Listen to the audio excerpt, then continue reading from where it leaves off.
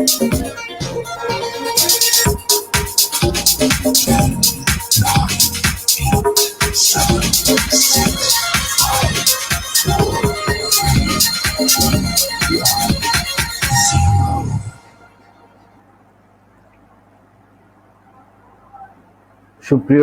ছাত্রছাত্রীবৃন্দ, আশা করি যে যেখানে আছো সুস্থ আছো, নিরাপদ আছো। আমি সরকারি হাজী মোহাম্মদ মহসিন কলেজের উচ্চ মাধ্যমিক শ্রেণীর ছাত্রছাত্রীদের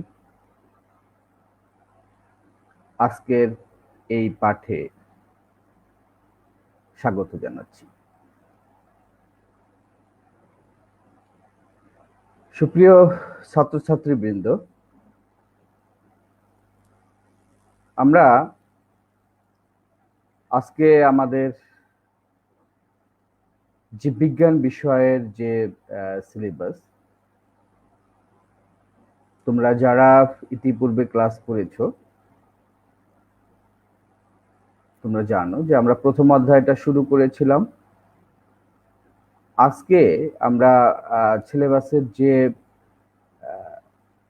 অর্থাৎ মূল যে সিলেবাস, সেই সিলেবাসের আমরা প্রবেশ করব। আশা করি তোমরা ক্লাসের শেষ পর্যন্ত আমার সঙ্গে থাকবে। তোমরা যারা আজকে নতুন সংযুক্ত হলে তাদের জন্য আমার পরিচয়টা একটু দিয়ে নিই। আর যারা আগেও ক্লাস করেছো তাদের জন্য খুব একটা জরুরি না। আমি মুকুল আহমেদ, প্রভাষক উদ্ভিদ বিজ্ঞান, সরকারি হাজী মোহাম্মদ মহসিন কলেজ। সুপ্রিয় বন্ধুরা, তোমরা একটা ছবি খেয়াল করো। এখানে নিশ্চয়ই ছবিটার স্ট্রাকচার দেখে তোমরা বুঝতে পারছো এটা কিসের ছবি। কি কোষের ছবি, তাই তো? হ্যাঁ বন্ধুরা, আজকে আমাদের আলোচনার বিষয় আদর্শ জীবকোষ। একটা কোষে বা একটা আদর্শ কোষে কি কি অংশগুলো নিয়ে তৈরি, সেই বিষয়গুলোই নিয়েই আজকে আমাদের আলোচনা। আমরা এসএসসি যখন পড়ে আসছি, মাইক্রোস্কোপে আমরা বিভিন্ন কোষ দেখে আসছি, তাই না? বিশেষ করে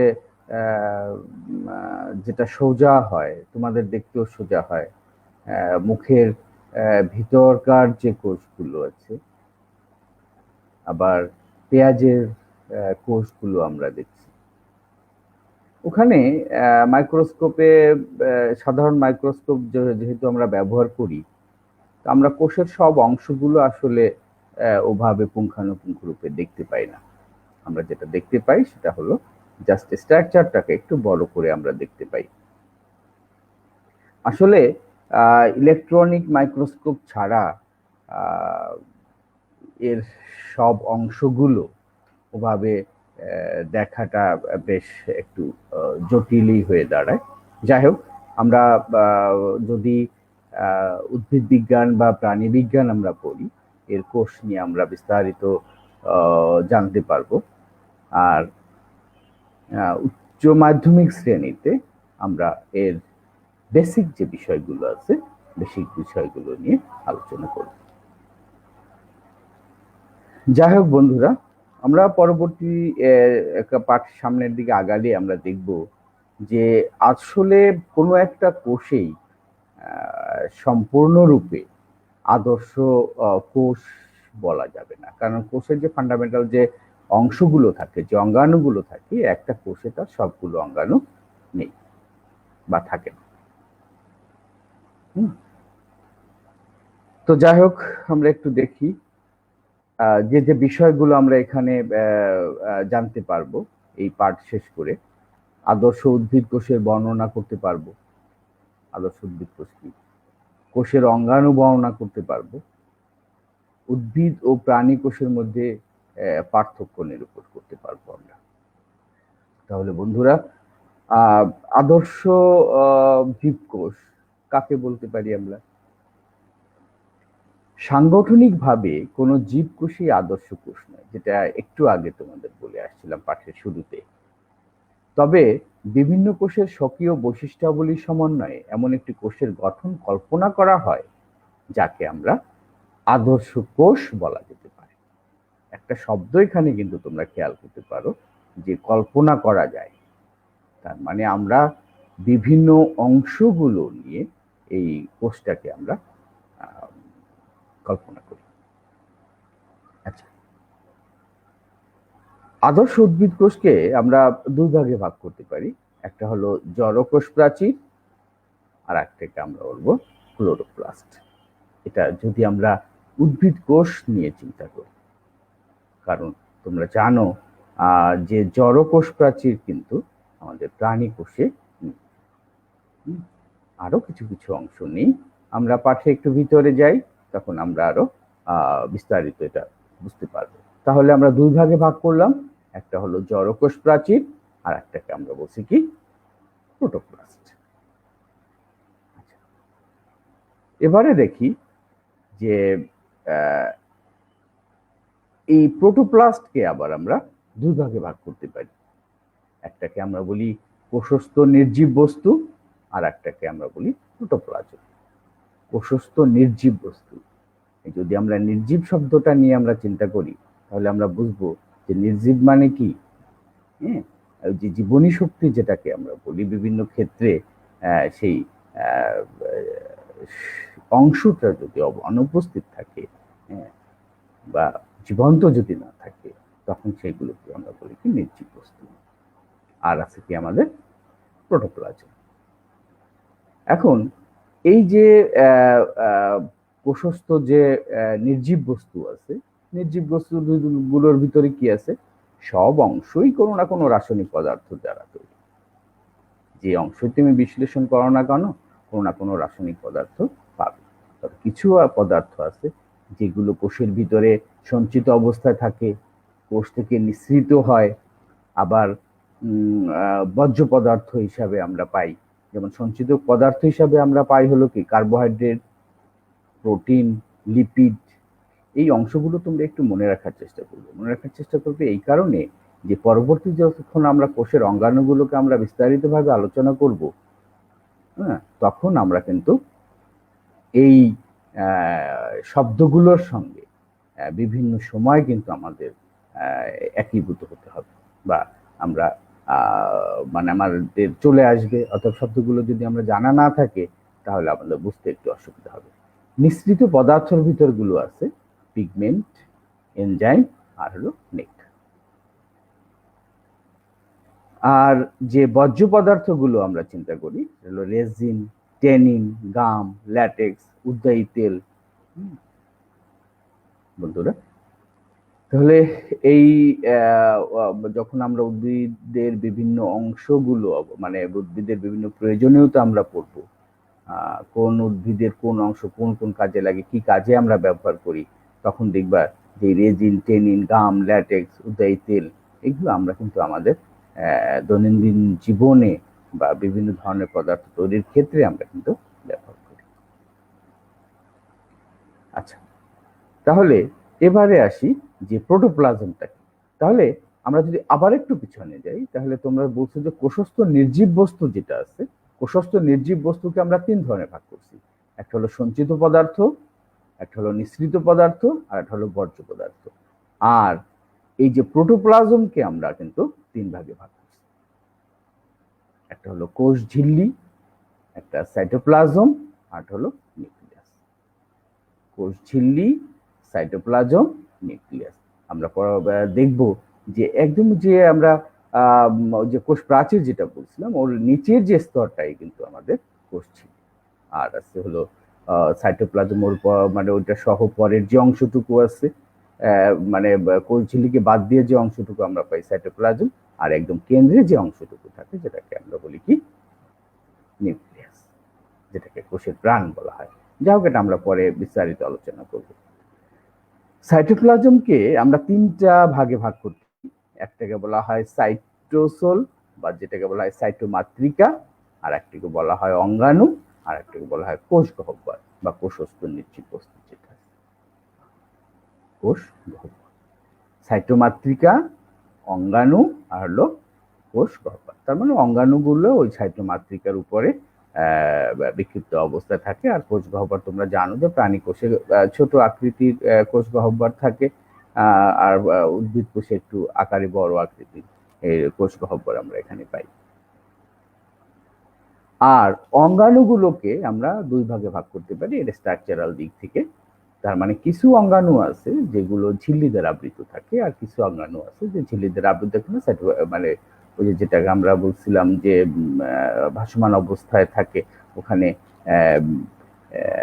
এর উপরে, তার মানে হলো ওই যে সাইটোমাতৃকার উপরে ভাসমান অবস্থায় থাকে।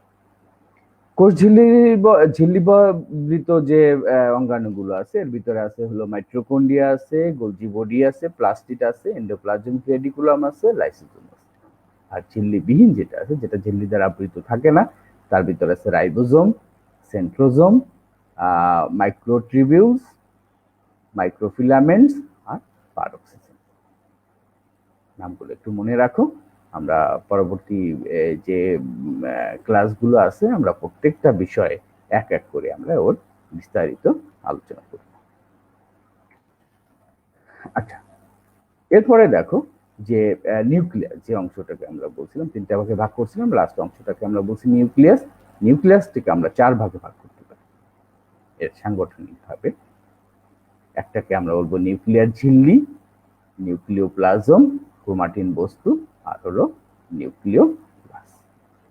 তাহলে বন্ধুরা আমরা মনে হয় যে এর একটা আদর্শ কোষে যে যে অংশগুলো থাকে তার একটা মানে ওর বিভিন্ন বৈশিষ্ট্যের আলোকে আমরা ওটাকে আলাদা করতে পেরেছি। আমরা যদি এই বিষয়গুলোকে মনে রাখি তাহলে আমাদের কোষের যে গঠনটা বুঝতে কিন্তু আমাদের সুবিধা হবে। একটা আদর্শ উদ্ভিদ কোষের বিভিন্ন অংশগুলো আমরা পড়ে আসলাম। আমরা এখানে একটি উদ্ভিদ কোষের খেয়াল করি, দেখো যে এখানে আছে আমাদের প্লাজমা মেমব্রেন, তারপরে সাইটোপ্লাজম ও ধাত্র যেটাকে আমরা বলছি যে যার ভিতরে বিভিন্ন অঙ্গাণুগুলো বিক্ষিপ্ত অবস্থায় বা ভাসমান অবস্থায় থাকে। অমসৃণ এন্ডোপ্লাজমিক জালিকা, তারপরে মসৃণ এন্ডোপ্লাজমিক জালিকা, আর আছে গোলজি বস্তু আছে, মাইটোকন্ড্রিয়া আছে, হ্যাঁ মাইটোকন্ড্রিয়া আছে, তারপরে আছে ক্লোরোপ্লাস্ট আছে, লাইসোজোম আছে, তারপরে এই যে কোষ প্রাচীর আছে, আর দেখো একটু আকৃতিতে বড় আকৃতির একটা কোষ গহ্বর। আর নিউক্লিয়াসের যে বিভিন্ন অংশগুলো আমরা দেখছিলাম যে নিউক্লিয়ার রন্ধ্র, নিউক্লিওলাস, নিউক্লিয়ার আবরণী, ক্রোমাটিন তন্তু আর নিউক্লিওপ্লাজম। ছবিটা আমার ধারণা তোমরা যারা মোবাইলে দেখতে পাচ্ছ বা ল্যাপটপ ইউজ করতেছো, ল্যাপটপ ইউজ করলে একটু বড় করে দেখা যাচ্ছে, আর মোবাইলে স্বভাবতই একটু ছোট দেখা যায়। তোমরা ক্লাসগুলো করার সময় যে যখন যে ক্লাসেই যে করো না কেন মূল বইটা, যে কোনো একটা বই তোমরা একটু কাছে রাখবে। কাছে রাখলে দেখা যাবে যে বিষয়টাকে বুঝতে তোমার অনেক সোজা হয়, তাই তো? তাহলে আমরা এরপরে আসি যে এই সরি আমাদের এই যেখানে এটা একটু আমাদের উপরের অংশটা একটু আমাদের চেঞ্জ করতে হবে। তার মানে হলো এখানে আমাদের যেটা হবে সেটা হলো প্রাণী কোষ এবং উদ্ভিদ কোষের পার্থক্য। তাহলে আমরা পার্থক্যটা একটু দেখে আসি প্রাণী কোষ এবং উদ্ভিদ কোষের। প্রাণী কোষ হলো কোষের সাইটোপ্লাজমিক ঝিল্লি দ্বারা আবৃত থাকে, আর উদ্ভিদ কোষ সেলুলোজ নির্মিত জড় পদার্থ দ্বারা তৈরি। তার মানে ওই যে জড় কোষ প্রাচীর যেটা আছে এটা প্রাণী কোষে থাকে না। প্রাণী কোষে কোনো প্লাস্টিড নেই, আর অধিকাংশ উদ্ভিদ কোষে প্লাস্টিড থাকে, কারণ তোমরা জানো যে প্লাস্টিডের মাধ্যমেই ও খাদ্য তৈরি করে। যেমন ছত্রাক আবার আর বা উদ্ভিদের ভিতরে পড়লেও এর যেহেতু নিজেদের খাদ্য নিজেরা তৈরি করে না, অন্যের উপরে নির্ভরশীল, এই কারণে এদের এই প্লাস্টিড দরকার হয় না, তার মানে এদের প্লাস্টিড নেই। প্রাণী কোষের সেন্ট্রোজোম বা সেন্ট্রিওল থাকে, যা কোষ বিভাজনে বিশেষভাবে অংশগ্রহণ করে। আর উদ্ভিদ কোষে সেন্ট্রোজোম বা সেন্ট্রিওল থাকে না। তাহলে এখানে আমরা দেখছি প্লাস্টিড প্রাণী কোষে থাকে, উদ্ভিদ কোষে থাকে না। সেন্ট্রিওল প্রাণী কোষে থাকে, আর উদ্ভিদ কোষে থাকে না।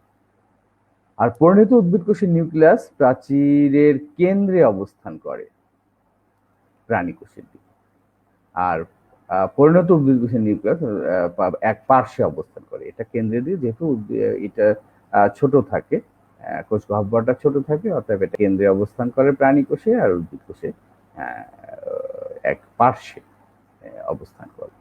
উদ্ভিদ কোষের ক্ষুদ্রাতি ক্ষুদ্র ভ্যাকুয়াল থাকতে পারে, আর উদ্ভিদ কোষে বৃহৎ আকৃতির ভ্যাকুয়াল থাকে, যেটাকে আমরা কোষ গহ্বর বলছি। তাহলে আবার একটু যদি আমরা দেখে আসি, তাহলে প্রাণী কোষের এই প্রোটোপ্লাজমিক ঝিল্লিদের আবৃত থাকে, আর এটা সেলুলোজ নির্মিত কোষ প্রাচীর থাকে। আর প্লাস্টিড নেই প্রাণী কোষে, উদ্ভিদ কোষে প্লাস্টিড আছে। সেন্ট্রিওল প্রাণী কোষে আছে, উদ্ভিদ কোষে নেই। আর নিউক্লিয়াস প্রাচীর কেন্দ্রে অবস্থান করে, আর এটা এক পার্শ্বে অবস্থান করে। আর কোষ গহ্বরটা আকৃতিতে ছোট বলে এটা ভ্যাকুয়াল গুলো ক্ষুদ্র কোষের ভ্যাকুয়াল গুলো থাকতে পারে, আর উদ্ভিদ কোষের বৃহৎ আকৃতির ভ্যাকুয়াল থাকে, যেটা একটু আগে আমরা বলে আসছিলাম। আচ্ছা, এবারে আমরা আসি যে এর ছবিটা একটু দেখে আসি। উদ্ভিদ কোষ আর প্রাণী কোষের ছবিটা আমরা পাশাপাশি দেখতে পাচ্ছি। এর যে বিভিন্ন অংশগুলো উপস্থিত ছিল, একটু আগে যেটা বলতেছিলাম যে আমাদের কোষ গহ্বরগুলো দেখো আকৃতিতে অনেক বড়, যে কারণে নিউক্লিয়াসটা আমাদের পাশে চলে গেছে, আর এখানে কোষ গহ্বরগুলো ছোট, যেটা আমাদের কেন্দ্রে আছে। আর অন্যান্য অংশগুলো তো কোন অংশগুলো উপস্থিত কোন অংশগুলো অনুপস্থিত সেটা তো আমরা পার্থক্যে দেখে আসছি। তো বন্ধুরা, আমরা পাঠের ধারাবাহিকতা রক্ষার্থে আমরা সামনের দিকে আজকে আর যাব না। আমরা যেটা পড়ব পরের দিনে আমরা কোষ প্রাচীর নিয়ে আমরা আলোচনা করব। তোমরা ক্লাস শুরু করার পূর্বে বইটা একটু কাছে রাখবে, আর আমি চেষ্টা করব যথাযথ ছবি বা তথ্য দিয়ে তোমাদের বুঝাতে। আশা করি পরবর্তী ক্লাস পর্যন্ত তোমরা সবাই ভালো থাকবে, সুস্থ থাকবে, ক্লাসগুলো করতে পারবে। তাহলে আমরা যে ক্লাসটা করে আসলাম তার ভিতরে আদর্শ কোষ কি আমরা বলতে পারবো, কোষ অঙ্গাণু বলতে কি বুঝি এটা আমরা বলতে পারবো, তাই না? উদ্ভিদ ও প্রাণী কোষের যে পার্থক্যটা আমরা করে আসলাম, দেখে আসলাম, একটু ছবি দেখে আসলাম, তারপরে এর ছকের মাধ্যমে আমরা দেখে আসলাম, আর পার্থক্যটা আমরা নিরূপণ করতে পারবো, তাই না?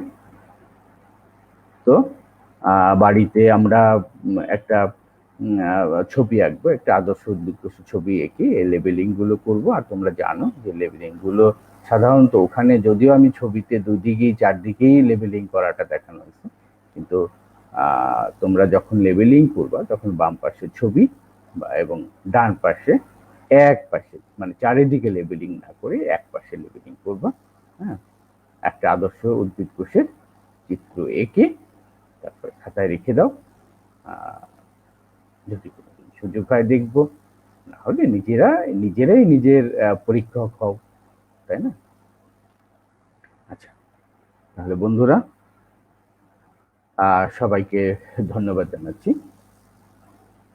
আজকের ক্লাসের শেষ পর্যন্ত আমার সঙ্গে থাকার জন্য। আর সেই একই সতর্কবাণী, দেশের বা বৈশ্বিক পরিস্থিতি এখন আমাদের অনুকূলে আসেনি, প্রতিনিয়তই আক্রান্তের সংখ্যা বেড়ে যাচ্ছে। আমরা যে যেখানেই আছি আমরা চেষ্টা করব নিরাপদ থাকতে, সুস্থ থাকতে। ঘরের বাইরে গেলে আমরা মাস্ক ব্যবহার করব, বাইরে থেকে এসে আমরা নিজেকে পরিচ্ছন্ন করব অন্য কিছু স্পর্শ করার আগে। বাচ্চারা যারা আছে বা যারা বয়স্ক আছে তাদেরকে নিরাপদ রাখার চেষ্টা করব। আচ্ছা বন্ধুরা, ভালো থাকো সবাই, সুস্থ থাকো। ধন্যবাদ সবাইকে।